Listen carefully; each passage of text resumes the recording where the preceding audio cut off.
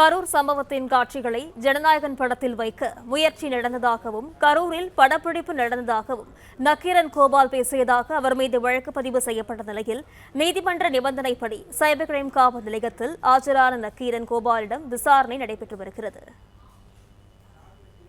விவரங்களுடன் செய்தியாளர் கதிரவன் இணைப்பில் உள்ளார். வணக்கம் கதிரவன், விவரங்கள் என்ன? பதிவு செய்யலாம்.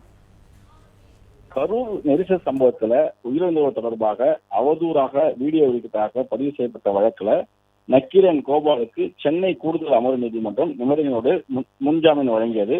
மறு உத்தரவு ஒருமுறை தினமும் காவல் நிலையத்தில் ஆஜராகி கையெழுத்து விட வேண்டும் உள்ளிட்ட பல்வேறு நிபந்தனைகளில் நீதிமன்றம் விதித்துள்ளது.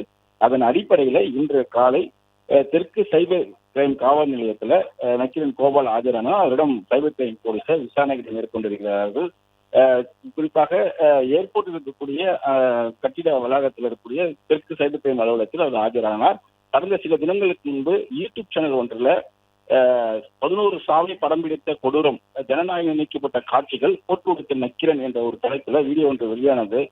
அந்த வீடியோவில் நக்கீரன் கோபால் நடிகர் விஜய் அவர்களும் தற்போதைய முதல்வர் இருக்கக்கூடிய நடிகர் விஜய் நடிப்பு உருவாகியுள்ள இந்த ஜனநாயக திரைப்படத்தை தொடர்புபடுத்தி கரூர் சம்பவத்தில் 40 பேர் உயிரிழந்தது குறித்து கருத்துக்களுக்காக புகார் குறிப்பிடப்பட்டிருக்கிறது.